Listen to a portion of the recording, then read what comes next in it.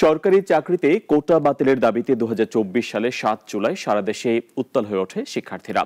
Bangla blockade কর্মসূচির ডাকে রাজপথে নামে বিভিন্ন শিক্ষা প্রতিষ্ঠানের ছাত্রছাত্রীরা। রাজধানী জুড়ে সেদিনের কর্মসূচির ঘটনা প্রবাহ নিয়ে মুনিয়া জ্যোতির রিপোর্ট।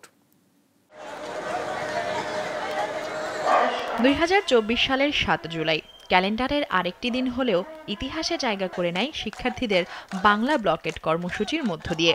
সরকারি চাকরিতে কোটা বাতিলের দাবিতে সকাল থেকেই উত্তপ্ত হয়ে ওঠে রাজধানী সহ দেশের বিভিন্ন নগরী।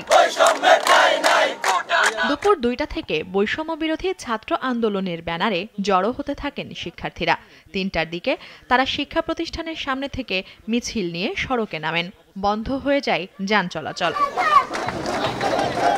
ঢাকা বিশ্ববিদ্যালয় কেন্দ্রীয় লাইব্রেরি এলাকা থেকে মিছিল শুরু করে শাহবাগের দিকে অগ্রসর হন আন্দোলনকারীরা। মিছিল প্রদক্ষিণ করে অবস্থান নেন ইন্টারকন্টিনেন্টাল মোড়েও। এ সময় পুরো চত্বর মুখরিত হয়ে ওঠে প্রতিবাদী স্লোগানে।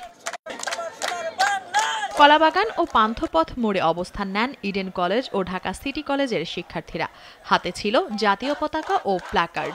স্লোগান ছিল কোটা প্রথা নিপাত যাক, মেধাবীরা মুক্তি পাক, আমার সোনার বাংলায় বৈষম্যের ঠাঁই নাই।